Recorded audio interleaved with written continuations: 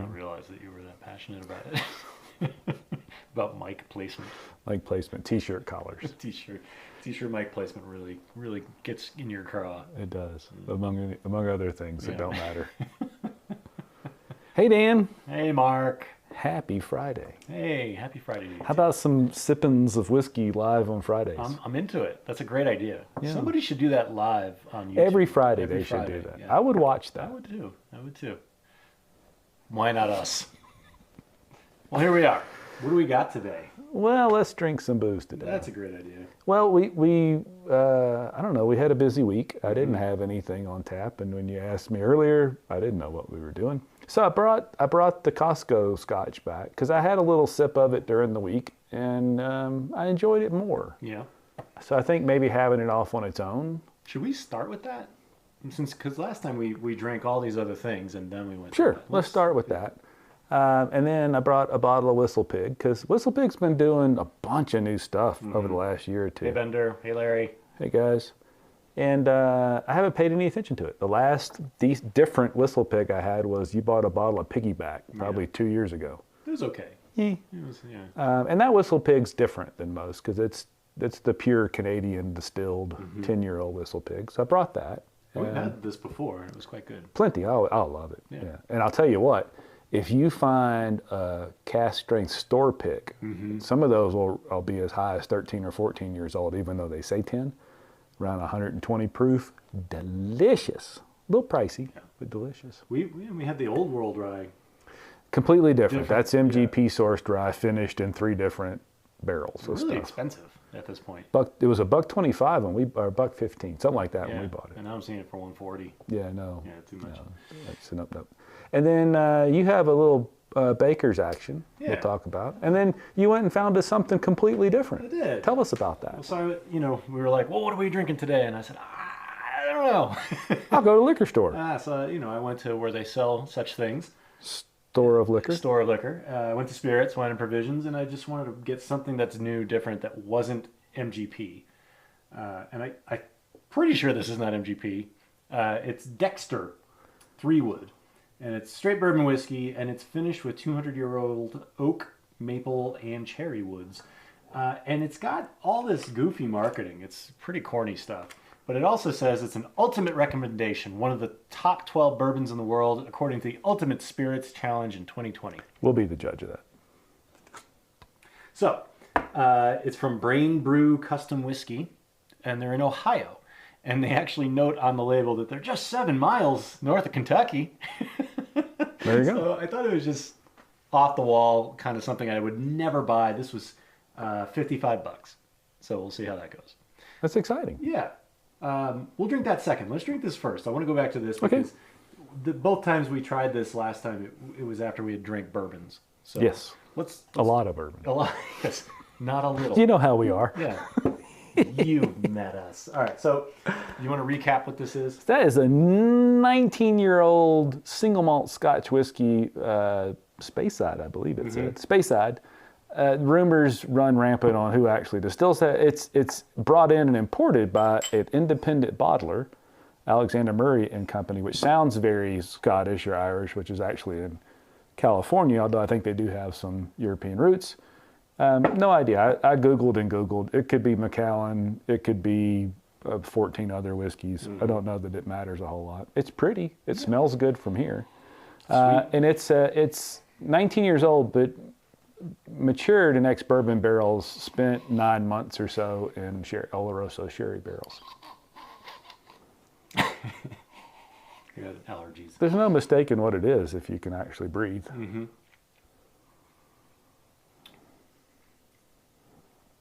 It definitely tastes better, but it's still, it's thin. Like, it's not a big, bold flavor. That's true. Which is something, I don't know, maybe I shouldn't expect that from a 19-year-old whiskey, but I do. Like, I expect it to have some wow to it. Yeah. And this is good, but it's not wow. Yeah, I think I'd still buy a 12-year-old bottle of La Santa or whatever. I used to buy those Balvenie 12-year double woods for $35 all the time. Yeah. They're more, but I'd still probably enjoy that more. This does have a little bit more complexity than we gave it credit for, I think. That's why I brought it back, because I had some during the week, and it was definitely better than I thought it was last Friday. You can definitely get more of the sherry, but it's not like a cloying sugariness that we always kind of gripe about. You know, if I was bringing a bunch of folks over and I wasn't sure if we were all going to be friends, I'd probably pour some of that in a leftover Balvenie bottle. And, I wouldn't do that. Don't make enemies with this guy. I wouldn't do that. Anyway, it's okay. It's okay. It's not an almost $70 bottle, in my opinion. And yes, I expect more from 19-year-old single malt Scotch. Yeah, it's got a little more spice than I remember. It's not bad. There's nothing wrong with it. Yeah. It just isn't great. Hey, Ryan. Ryan is back. It's been a while, Ryan. How are you? All right. Well, okay. Do we need a dump glass there? Dump glass. Just okay. Not bad. Wouldn't pay $70 for it. Also, would not stop me from trying other Kirkland. Kirklands. No, I think it's quality enough for sure. Yep. It's just not exciting. I will admit too, we don't drink a lot of Scotch. Larry says my mic level's low. Turn me up. Turn down. On? Come on, Larry. You're not supposed to. I'm not even on. You're not even on. I must have turned itself off because it was dormant. How about now, Larry? How am I now? Damn, man. Stop that. Thanks, Larry. All right. I know. That is still loud. You're much louder than I am. I'm a very loud person. I can talk less loud. I don't think that's true. That's probably not true. I'll talk louder. How about that? That's fine. All right. I'm going to open Dexter. So this is coming in. And really, thank you, Larry. Thank you very much. Thank you, Larry. You're like our impromptu producer. Yeah. Larry's definitely part of the production team here. Yeah. So this whole thing, it's 100 proof, 100.6 proof, by the way. Yeah. There you go. Dexter.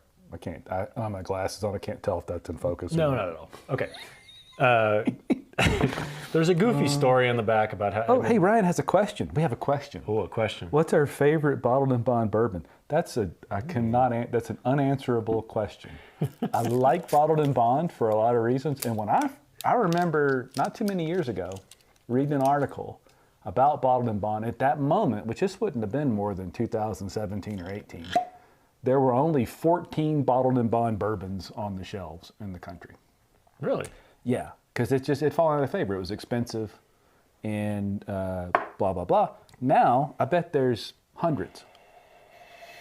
And actually, Ryan, Dan and I may differ on this. I have an affinity for the McKenna bottled and bond because my dad drank McKenna. Yeah, no, we differ on that. And Dan does not as much care for that. We're flipped. He likes the Heaven Hill. Are we pork hammed? Pork ham me. He likes the Heaven Hill better. You know, the Taylor stuff used to be fun because it was inexpensive in bottled and bond. Now it's priced way higher than its actual enjoyment level. Yeah. I don't know if I have a favorite, but I do love bottled and bond. I do love the fact you can get a $15 bottled and bond whiskey in something like the Evan Williams. This used to be one of my They used favorites. to be a $50 or $60 bottle. I've got one small batch left. I paid $35 4 years ago. Yeah. That's a tough question. Not the same. Yeah, good to have a question. Yeah, let me ponder that But while we drink. we are both big fans of bottled and bond. I think it's cool that the very first Consumer Protection Act ever in the United States was about bourbon. Ooh. Neat nose, right? Yeah.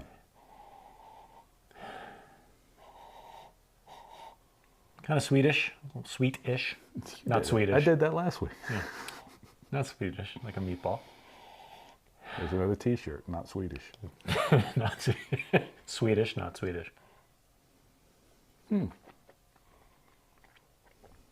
a pine, a cedar chest or something.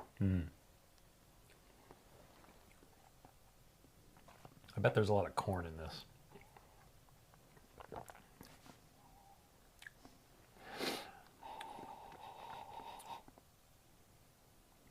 Larry, agree. Dickel, bottled and bond. We're big. There's been a lot of Dickel bashing going on Instagram this week. Another T-shirt. Dickel bashing. And it's funny. It's Dickel bashing by MGP homers, which cracks me up. Oh, come on. But whatever. I liked the sip of this right when it started. And now When I don't. swallow it, I get all that young Yep.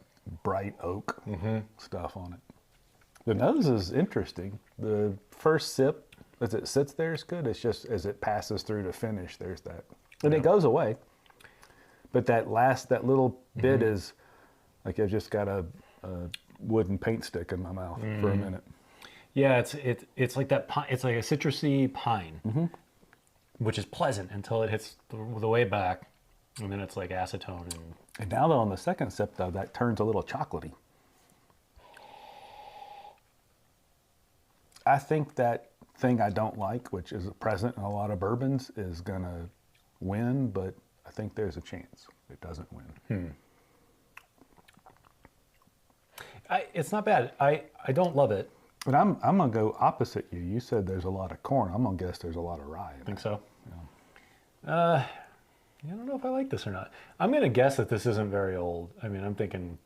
Oh, Bender's. He's talking shit now.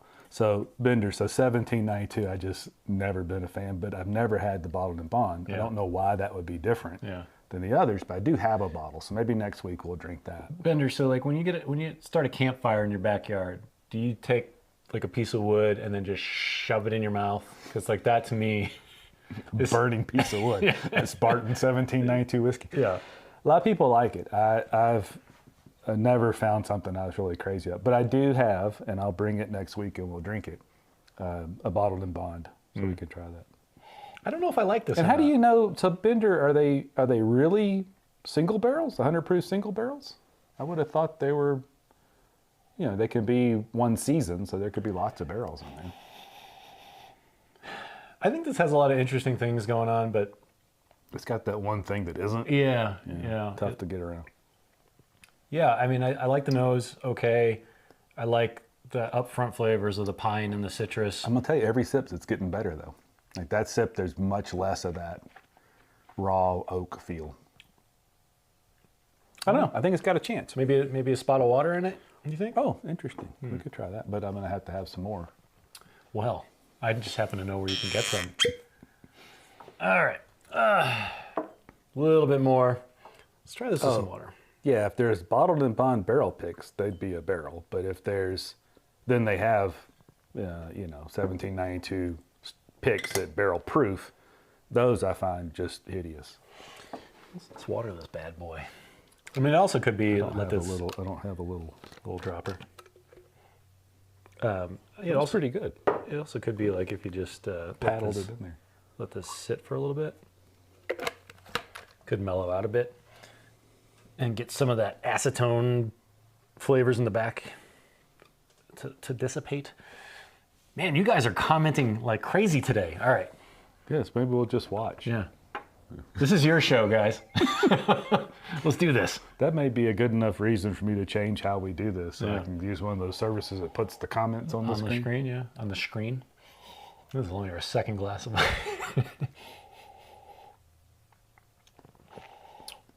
So the nose got less interesting. On the palate, it's much sweeter with that little bit of water in it. That's gone. That oaky thing's gone. That's delicious. I quite like the nose. You're right. The nose is different. I don't like the nose with the water in it. I don't not like it, but it's different. But with the water, with a splash of water, it's not bad. Pretty pleasant sipper, actually. Yeah. Maybe that's the key. This with a little bit of water. Yeah. Well, I think we should pause and let the 1792 discussion finish up. Yeah, right. Because they're not even paying attention to us. No, yeah. it's a great discussion. Yeah. So I think Larry's got store pick bottled and bond single barrel. This is the easiest live stream we've had to do. We just let them. That's where we read the comments. Yeah. It's Friday live reading the comments. It's just a camera on us. But I'll bring that next week. We'll see. Everybody bring your 1792 next week, and we'll all drink 1792. Yeah. We should do a bottled and bond show. Ryan is doing the work for us. Yeah, here. we can do a bottled and bond show. That'd be fun. Why not? Yeah. I got that Heaven Hill, and I got 2 of them, so I'm happy to. You don't like opening those Heaven Hills. Well, I got 2 of them now. I'll crack one open. By the way, I've seen that thing on the shelf just in the last week and a half for $45, $68, and $150. Same goddamn bottle. One last little bit. Yeah.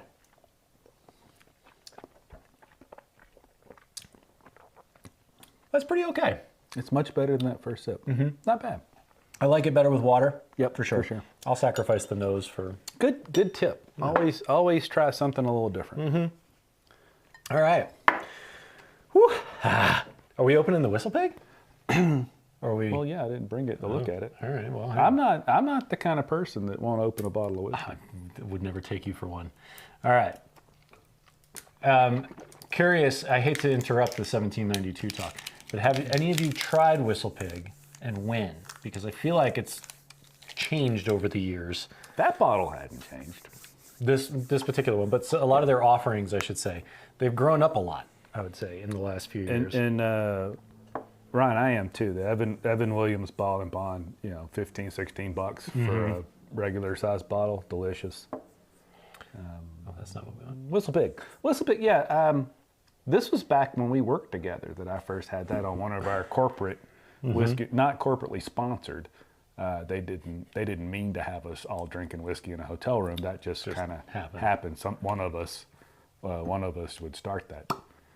But we had a dude we worked with, Rich, and Rich was a big Whistle Pig fan. He brought a bottle one night, described the finish as oily, which I thought was interesting. But this Whistle Pig is Canadian distilled.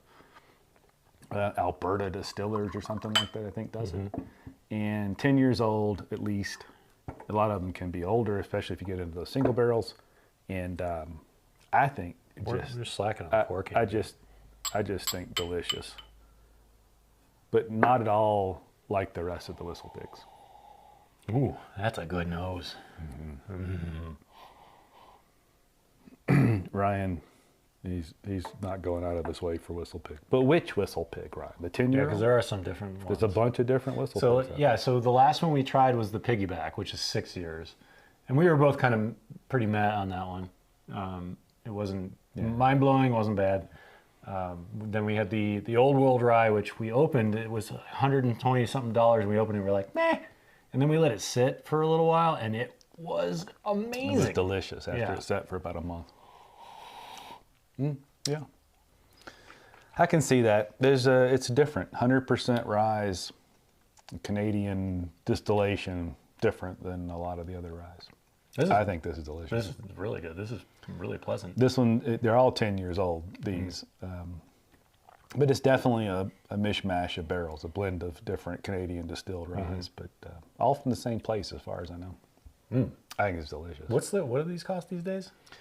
About $75-$80, which I've never actually paid. Or every once in a while, our local store Hazel's, for some reason, will put those on sale for $50, and I buy 3 or 4 of them, and that's what I've got that one and one more left on the shelf. Well, $50, this is a no-brainer. Yeah, I'd buy it all day. Yeah, this is quite good. Bender's with us. Hey, Bender. Yeah, no kidding. Yeah, $75-$80 is that's much. That's tough. But if you consider how many, MGP produced 95.5 ryes are selling for that and more. If you put that against something like a Russell single barrel rye at $75, it's right. It's not right it's not wrong for the market, but it is pricey. Hang on. But again, I've never paid that for it. I've always just found them on sale for $50 and bought them. I gotta do the one dude Ryan. You don't have to. No, you really don't have to do that. No, that's good. I like this, and it's I actually Larry, at 85 at the ABC in Alabama. If I move back to Alabama, I'll be sure to bring a case because that's no way I'd pay that for it. A friend of mine brought this for me. He used my garage to fix his motorcycle, and he knows what I like. And this is always my go-to. And I actually haven't had this in a very long time. I haven't had it in a very long time either. You know what we could do? What could we do, Dan? Guys, I got a crazy idea. Should we open this? Should we open this bottle? Yes. We should take the cork out. And I'll tell you, I'll give us a through line. Yeah. Was it last week or the week before we drank the Leaper's Fork? We did. Ooh, and I have some. And I commented that their little cork was it was the same kind of cork that's a smaller version. Yep. But in that. Yeah. I have some of the Leaper's Fork right here. Yeah, but I just meant the cork. Yeah. The cork through line. Oh, we don't know. Okay, we don't need All right, let's open it before you change your mind. Well, I got to finish. All right, okay. Well, I guess I don't have to finish. Drastically different. Yeah. So this is always, and we talk about our baselines a lot. This one is my baseline. It's a little expensive for a baseline, I guess. What is it? 50's all I've ever paid It's for. like it's around 50 still. But I guess if you're going to say baseline whiskey is something cheap, still the Wild Turkey 101 or the Wild Turkey Rye, hard to beat that. But this is my favorite affordable, have it on the shelf all the time rye. That Whistle Pig's delicious. It is. It's really good. And that's why I want to taste this, because I know what I want. And so this is 110 proof. 100 proof. Okay, so a little bit of a proof difference. A little 4 years older. Yeah. But amazing cork. Come on. It's fun. Can't beat that. I'm going to pour came on whether you use it or not. All right, will you be offended? Okay. All right, just for the sake It's in the glass, but what am I going to do with it if you don't want it? I mean, I have just finished it for you before, but I'm not doing that now. Yeah. All right, a little pike smell for you? Yeah, it's been a while since I've had some pike spill, so this will be fun. God, that's good. You know what the best part of this pike spill was? Didn't pay for it? I didn't pay for it. And I didn't pay for it. Yeah. How often does that happen? Neither one of us pay for It's a it. brave new world. By the way, we got some dragon's milk stuff coming. That's right. I should have brought that. I still got a little bit of that left from the last one, but Dan, Schmoozer Man, has got us multiple free bottles coming to drink for you guys. Have I mentioned how charming I am? All right, pike spill.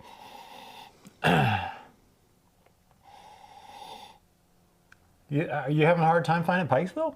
It's still pretty readily available here. It's not as readily available, I guess, but it's on every shelf that I see you can around still here. find it pretty easily here. It's just historically a really good Kentucky style rye. Yeah, I mean that's phenomenal. Oh, that's phenomenal. That's good. I'm gonna look off into space and enjoy it.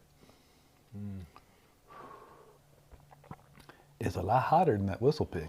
It is. But I feel like there's way more a broader spectrum of flavors. I mean, coming across your tongue. Well, bigger. there's 2 different grains in there. Well, There's there you corn go. and malted barley in there that are not in that Whistle Pig. Well, how about that? That is delicious. It is surprisingly so much hotter at just 10 proof points different. I don't think it's eye-wateringly hot like here. My eyes are literally watering. On the other hand, I did drink half of what you poured in the glass in one In swoop. one fell swoop, yeah. Could be user error. I may be overstating, but I just don't think there's a better rye that you can buy readily than Pikesville. Now, I should say, I did have the handy... That's a question for everybody. Is there a better, readily available rye than Pikesville? I think it's the gold standard. I mean, I did have the handy BTAC rye, and that was amazing, but you can't get that. So what's the point, But I think you can get this anywhere, and you can get this anywhere, and these are 2 really top choices, I think. Well, they're very different depending on what style of rye you like. And I'll tell you that last night I sipped on a little bit of the High West Rendezvous. My Southern comes out so bad when I say Rendezvous. Rendezvous. But it's the current iteration of that is, I think, Campfire? 6 or 7 year old MGP rye, and then the rye they produce. Yeah, because there's one that they produce, it just theirs. Yeah, but I'm talking about Rendezvous. And it's okay. It's not bad. It's a little pricey. What's the one that they produce it's their first one that they've distilled themselves? I don't know. There is one called Campfire. I don't know anything about High West whiskey, really. I almost picked one up the other day. But it's kind of pricey. Yeah. I mean, they're in Park City, so what do you expect? Yeah, the Rendezvous is like $80. Yeah. No, it's not cheap stuff. I got it in a trade that was that 4-to-1 trade I did. What? Well, not that bottle. That's not true. I got a newer bottle. That bottle I bought in 2009. Anyway, this is delicious. This is. 2 delicious ryes.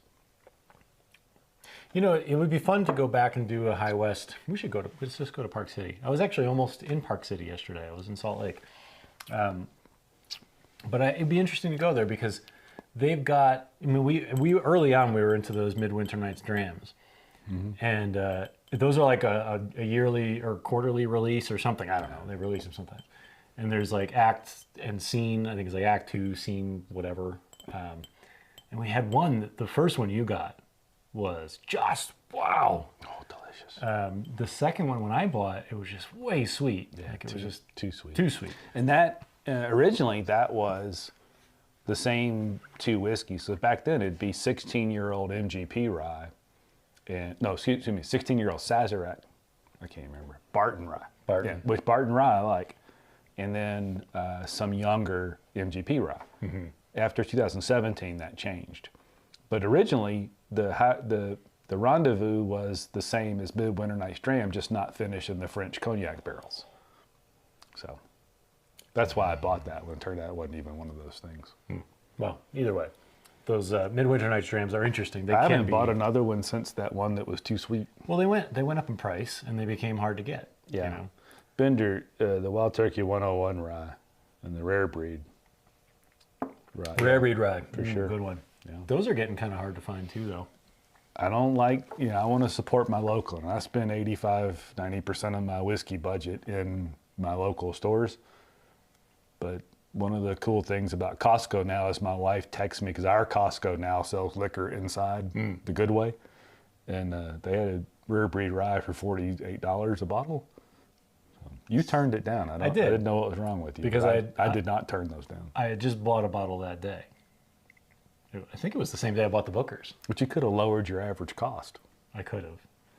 You could have dollar cost average your You know booze. I don't math. And so if you had been responsible, you would have bought that bottle for me anyway. Well, just, in my defense, when Melissa sent me that picture, I said, get 3. I know Dan will want one. Yeah. And then when you said no, I went, yeah, I put one back. You know I can't do math. But you know what $48 is. Yeah, it's like one more than 47. See, that's math. Don't you think Mark should have bought? Put in the comments. Shouldn't have Mark bought that for me anyway? Like a good friend. I'm not going to buy against his will. It wouldn't have been against my will if you had like bought it and been like, "Hey, I got this." I'm like, "Oh, you're right. I should have." You know how many bottles I have on my shelf because of that? The point you is, went, no, I don't want it. The point is, this is your fault. But Bender's correct. Wild Turkey 101 rye at $25 a bottle. That's true. Unbeatable. It is pretty unbeatable. Yeah. But if you're going to spend a little bit more and get something the gold standard. Yeah, I don't know that it's the gold standard. I think so. Old Could have Forester. saved it for your birthday, sure. Larry, I'm going to have to differ with you on the Old Forester rye. I love Old Forester 1920. I'm going to start with there. And their bottled and bond is excellent. Their rye, it's like you got a Trapper Keeper. You're just gnawing on your Trapper Keeper, man. That's the taste I get from that. I actually like the Old Forester rye, but that plastic binder thing, even Jackie Zykan admitted that was in that whiskey. I don't get it, man. That funk. I like it. I've had lots of those bottles. I like them I've just given that bottle away. I keep trying to like it, but it's not my jam. But if you put the Bottled and Bond or the 1897 or the 1920, both of those are excellent. They're not ryes, but you get my point. But you're not against Old Forester. You're just against Old Forester rye. Yes. Well, we'll find out how against you are, because I have a bottle of the single barrel proof Old Forester rye That might be that we need to open. That might be a different experience. That's another one of those. I need to just pull the Band-Aid off and open it, because that bottle I pay $85 for is selling for almost $300. Well, I'm always happy to come to your house and pull Band-Aids. Yeah. I think this is excellent. This is my choice if I was like sitting around a campfire and wanted something mellow, kind of with some spice. I mean, In Canada. In Canada, yeah. If I'm wearing flannel, I want this one.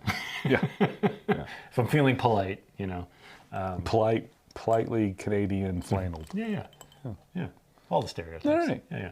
Well, that's good. I'm excited we opened that. Yeah, I'm happy to have this. And I honestly don't know why I went so long without this on the shelf. I've had a bottle. I haven't opened it. It's there. And a funny thing, though, it's crazy to me how different that and Rittenhouse are. Because they're the same. They start life the same way. It's amazing how different they are. Oh, well, look at that.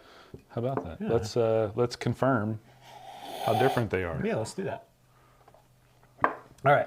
This is what we start off with. We don't know what we're going to drink. We have no idea. So we drink everything. What are we going to drink? Well, I'll buy one bottle. Well, then I brought some bottles, and then there's some other bottles, and before you know it, there's 6 bottles. Well, oh, goodness. I have to be... Look, we're buffering. Just look at the hilarious... Oh, you missed it. That was quite the face I was making. Goofier than usual. All right. Yes. Back to old Rittenhouse. I guess, it's easy to forget about Rittenhouse as another baseline whiskey. I keep forgetting about that. Which smells pretty similar today. It's absolutely a good baseline. I think you could make a choice just based on the flavor profile, this or Wild Turkey 101. I don't think you go wrong either way. Yeah, these are the nose is remarkably similar. Yeah. This is definitely a bigger. Oh wait, it's much better. But it's normally they don't taste the same, but they do today. Yeah, you can definitely tell they're cousins. Bender, we could have saved it for his birthday, but Dan's birthday was just a couple months ago, and we bought him a bottle of Booker's and then drank most of it. Yeah, I got a sip or two of it. It was good. Mark's birthday's coming up, and we're trying to get a nice bottle from Mark. Yes, here shortly, my birthday present will show up because on Dan's birthday, we played a bunch of nice guitars our friend Jacob owns. And one of those spoke to me in a way no non-wife thing had ever spoken to me. It was awkward. And then Jacob decided to sell it, and I tried not to buy it. I was unsuccessful. For months, he tried. For not months, to buy it, I tried not to buy it. Unsuccessful. Yeah, but you should hear him play it. He's legit. I'm an absolute hack, but I have so much fun. But he's the best hack of all of I have us. so much fun. But anyway, Jacob's bringing that guitar over soon, so I'm pretty excited. A few minutes, in fact. I know Larry also plays guitar. I don't know if anybody else does, but I'll be sharing some pictures with it. Yeah. And I'll be drunk playing it almost instantly. I can't wait to see it. All right, this has been good. Yeah. We're out of table space. We are. As you can tell, there's no table space left for that. What is it? Larry, I can't actually tell you. It's a player something or another, but it's a American-made Telecaster in this oddly attractive green color. Drunk guitar needs to happen. Yeah, Scott. Sure. Scott waited till then to chime in. Scott, we can fulfill that promise. Well, it's not as if we would try and avoid drunk guitar playing. It's kind of a thing. I do my best work drunk. Yeah. As far as we know. I sound best drunk. So we'll make that happen. Yeah. But anyway, Larry, it is a Telecaster. I'd never thought I'd be a Tele guy. Actually, believe it or not, I was thinking earlier, this is the first electric guitar I've ever owned. Really? Yeah. I've got bass guitars, I've got acoustic guitars, never owned an electric guitar. I've only got about 30 in my history. So, well, I'm excited. Mark's birthday, we'll make him play the intro music, which we don't have. So you're going to have to come up with some intro music. Well, we could if I played it live. You could hear it. Yeah, well, there you go. So Mark's going to write the intro music. Oh, we can't just use the Practical Still podcast intro music? No, Has it expired? Well, I wrote that. That doesn't help. And it's acoustic. That's not the same thing. Okay, it's going to be loud and distorted. It's going to be a weird episode. Let's finish up with some Bakers. Yeah. Well, I still got some here. Well, you pour your own. I still have some too. Oh, well, okay. All right. So we're gonna make Rittenhouse. some guitar playing happen. Yeah. You're all invited. Short flight to Denver. All right, let's end on Bakers. Bookend this bad boy. I have always liked Bakers. Bakers was part of the initial 4 small batch bourbons that the Prophet Booker No came up with back in the late 80s. And then a couple years ago, they turned it into a single barrel. I always liked Old Bakers, small batch. I didn't even have the pour cam on, sorry. Always liked Old Bakers, but at $50 roughly, it just never felt like the correct value proposition. Guess what I paid for that? How much you pay for that? I paid $74. 74, and that's the new 7-year single barrel, which is actually, it's kind of fun. Around the neck tag, they give you the actuals, and that's 8 years, 1 month old. I've had a couple of those, or one or, I don't know. We've had a couple of those. They're good. Yeah. But they're still land in that same sort of land of they're good, they're just not $70-something good. Yeah. I think if our choice is that or one of the many knob single barrels around here, you'd take the knob. single barrel for $30 less every day. Yeah, I passed on this the other day. I saw it on the shelf for 78. Yeah. And right next to it was an E.H. Taylor single barrel, which I also turned down for 77. And I think I'm a little disillusioned with E.H. Taylor at this point. I think that's kind of one of my bourbons that I'm just... I never thought it was all that. I really enjoy the whiskeys. As you know, my position was I bought maybe a half a dozen of the single barrels back in the day for 50 or 60, but I just quit doing it because the small batches tasted exactly the same and they were just as good. Just as good. And I could buy them for 35 or 40 bucks. Yeah.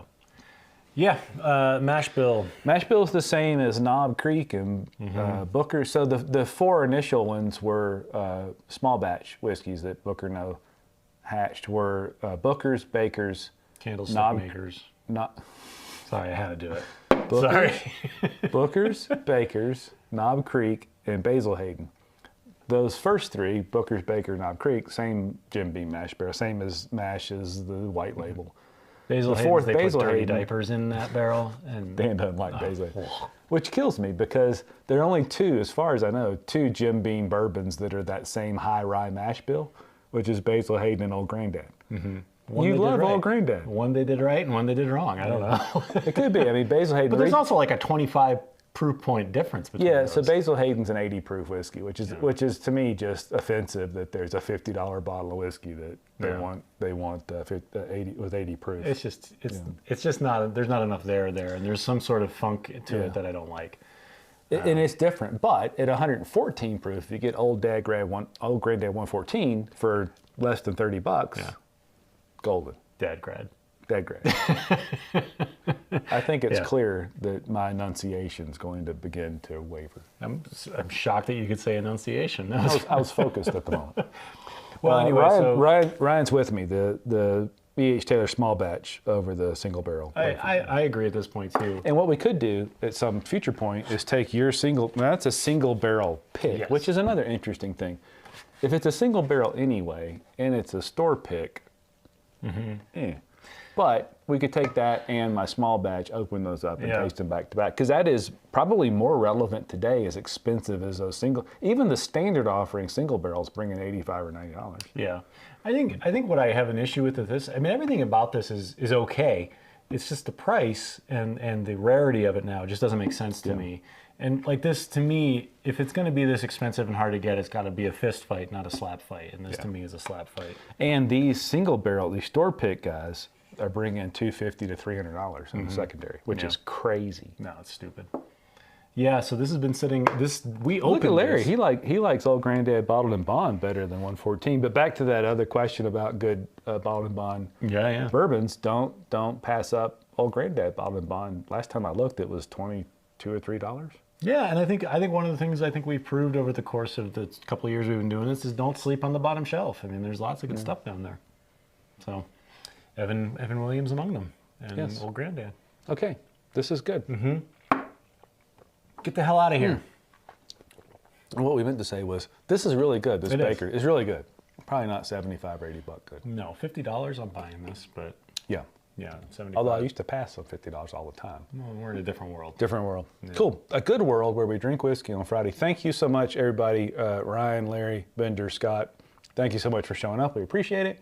We'll play some guitar later. We'll definitely next week is going to be Bottled and Bond week. Oh yeah. So we'll bring that 1792 Bottled and Bond I got. We'll bring some McKenna. We'll bring some Heaven Hill. I think I've got 2 or 3 other Bottled and Bonds on the shelf. We'll bring those. Cheers, everybody. Have a good weekend. Thank you for hanging out with us. Dan, good times. Cheers.